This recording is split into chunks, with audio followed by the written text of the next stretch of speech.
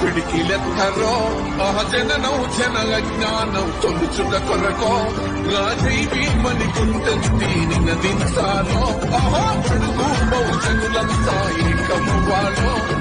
విశ్వవ్యాప్తమైంది ఆయన ప్రతిమా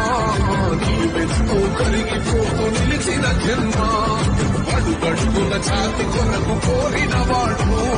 పీడిత కోసలనే తరిమినవాడు